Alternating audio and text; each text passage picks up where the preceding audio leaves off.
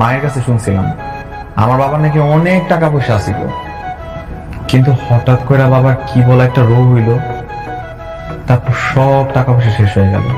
বিশেষ করে আমি এসবের কিছুই জানতাম না। যদি আমি বাবাকে বলছি যে তোমাদের সকল সম্পত্তি যে ন্যায্য ভাগটা তুমি পাও সেটা যেন বাবা তোমাদের দিয়ে দেয়। দেখছো নিয়তির কি খেলা।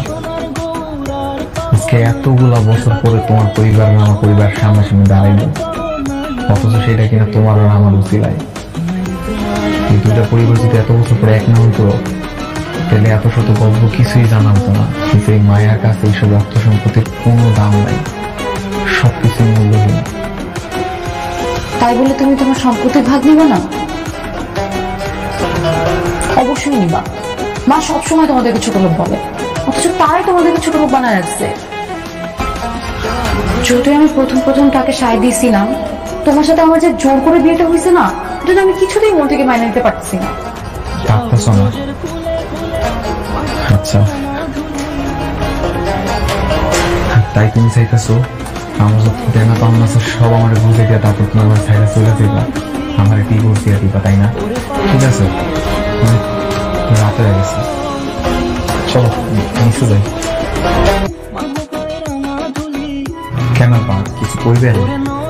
আসলে তোমার বাপর সম্পত্তি দখল করা আমি তোমার জীবনটাই একদম এলোমেলো করে দিচ্ছি। আমি জানি আমি ক্ষমার যোগ্য করে করছি।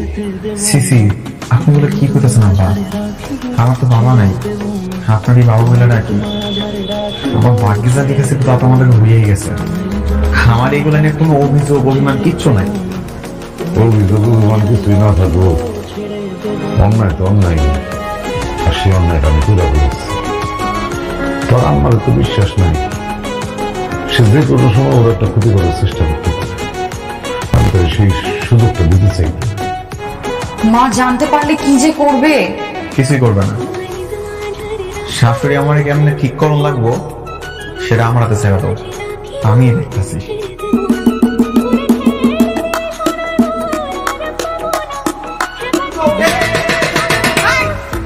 বাচ্চা এখনো 12টা বাজে নাই, তুমি নাকি সুচকার হামা ঘড়িতে 12টা না বাজলো আপনার জীবনে 12টা বলে ভাই জায়গা স্যার। আমার জীবনে 12টা বাজছে মানে আম্মা এখন ধানের শরীর নাই, ফকির হচ্ছে নাই। আমি তো বড় লোক হয়ে গেছি, শ্বশুর আব্বা আমাকে দুজনের নামে তার সব সম্পত্তি লিখা দিছে। মুখ সামলায় কথা কবি মানে? হ্যাঁ মা, বাবা আমাদের দুজনের নামে সকল সম্পত্তি লিখে দিচ্ছে, আর তোমার নামে একটা কানা করিও নাই। তুমি এখন রাস্তায় একদম ফকির হয়ে গেছো।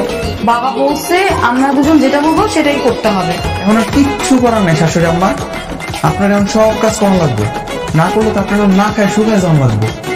তাতে উঠেন আম্মা, অনেক কাজ জন্য রয়েছে, তাতে উঠেন। আচ্ছা এটি কোনো কাম করলো? তুমি সমস্ত সম্পত্তি পড়াটা নামে লিখে দিলা? ঠিকই আছে, এতদিন বাদলের তোমার কষ্ট করছে না, এখন তুমি একটু কষ্ট করো। আমি পারবো না, আমি কিন্তু আমার বাপের বাড়ি যাবো। আরে ছেলে যদি ছেলে যাও না, তোমার আটকে রাখছে কি? যাবো মানে? তুমি জানো না আমার বাপের বাড়ি কেউ থাকে না, আমি কার কাছে যাবো?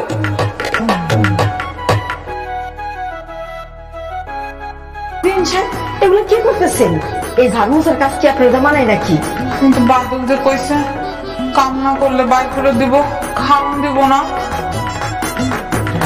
না না, কেউ বাইর করবো না, আপনার বাড়িতে আপনি থাকবেন। এখন থেকে আমরা সবাই মিলে মিশে একসাথে থাকবো। আপনি শুধু ওদের লেগে দোয়া করেন। দোয়া তো করি, দোয়া করবো না তো করবো এখন?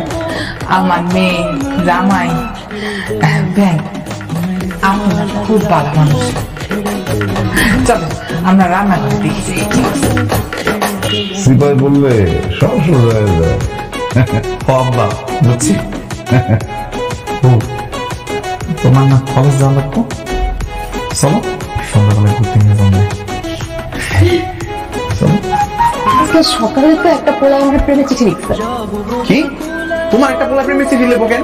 ওই পোলা কি জানেন না যে তুমি বিবাহিত, তোমার স্বামী আছে? কম নাই? না বলি নাই, ভাবলাম দেখি জোর করে আবার একটা বিয়ের সাথে হয়ে যায় কিনা। কি ব্যাপার ঠান্ডা কেন? চলো। এখন তো আমাদের সুখের সংসার।